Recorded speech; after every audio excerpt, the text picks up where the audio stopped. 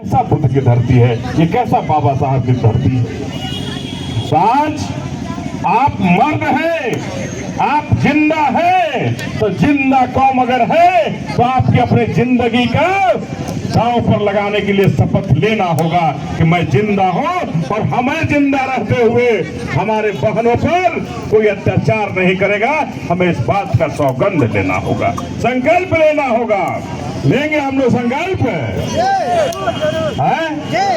तो संकल्प लीजिए इस बात का कि ये घटना अगर हुई है, 9 तारीख को हमारी बेटी और बहन के साथ बलात्कार हुआ, हत्या हुआ, और ये बलात्कारी, ये हत्यारा जिसको बचाने के लिए यहाँ का पूरा प्रशासन लगा हुआ है, पूरी व्यवस्था लगी हुई है, हद हो जाएगी जिस दिन हमारे बाबा साहब को मानने वाले लोग अपनी ताकत के साथ खड़े हो जाए, अपने अपने जगह पर खड़े हो जाना है और कह देना है, यही आतंकी, यही बलात्कारी तुम्हारी सरकार हम नहीं चलने देंगे।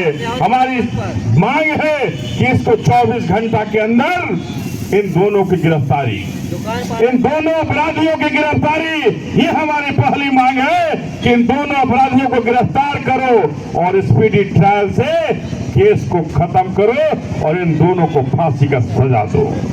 यही हमारी मांग है। इसके अलावा एसपी साहब, हमें कुछ नहीं चाहिए।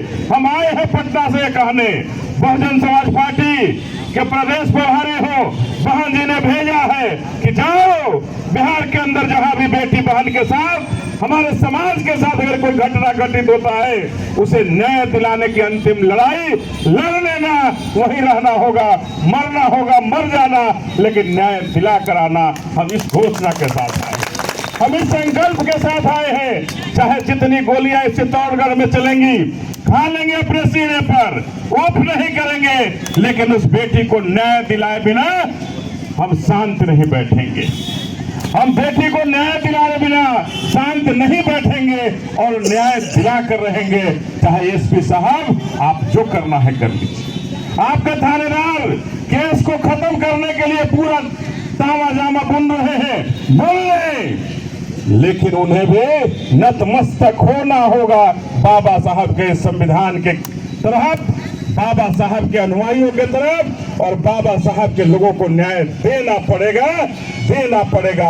हम ये कहना चाहते हैं आप सबों से। अभी कुछ साथियों ने कहा कि 27 तारीख को हम लोग आक्रोश मार्च निकालेंगे, तो बहुजन समाज पार्टी शांतिपूर्ण बाबा साहब के संविधान के चलने वाली पार्टी है और बाबा साहब के संविधान को अक्षरशः भारत में लागू कराने के लिए बात करती है।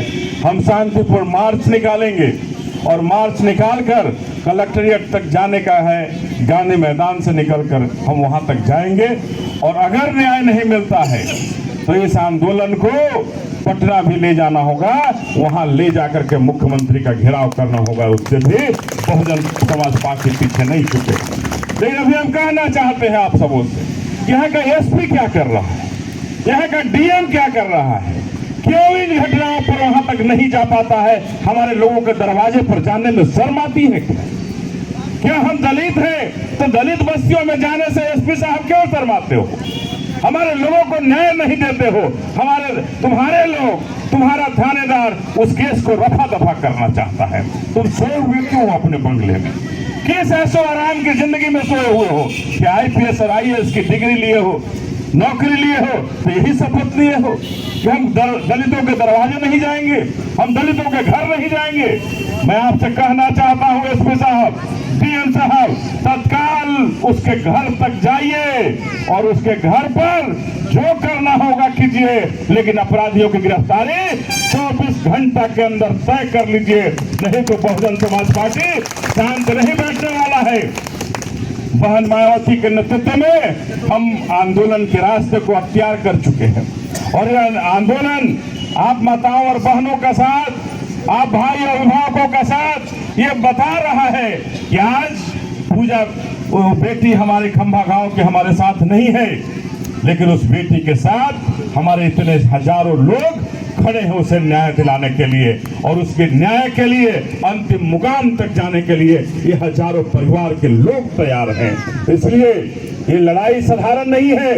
इस चित्तौड़गढ़ के एसपी साहब सुन लीजिए, ये लड़ाई साधारण नहीं है, लेकिन ये बहुजन समाज के एक एक बच्चा, चाहे वो हिंदू हो चाहे मुसलमान हो, कोई ये नहीं देखेगा। हम अपने बहुजन समाज को देख करके उस बेटी को न्याय दिलाने के लिए उसके साथ खड़े हैं। और बहुजन समाज जब खड़ा है तो आपका 10% कुछ नहीं उखाड़ पाएगा और उसको न्याय देना पड़ेगा।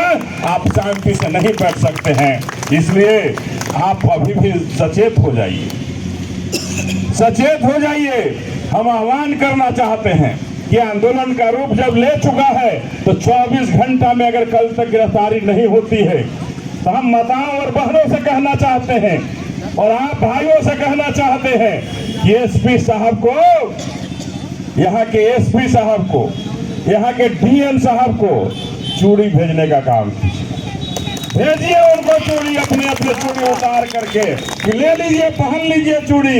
अगर आप हमारी बेटी के हत्यारे को गिरफ्तार नहीं कर सकते तो आपको यहाँ का एसपी कहलाने का हक नहीं है, आपको यहाँ का डीएम कहलाने का हक नहीं है।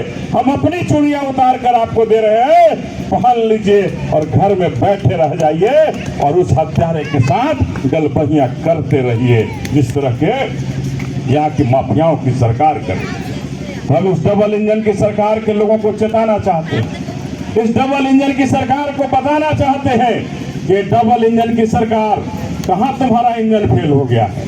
कब तक माफियाओं के चरण बंधन करते रहोगे आप? कब तक माफियाओं के आगे नतमस्तक रहोगे आप? और कब तक ये विप्लव सिंह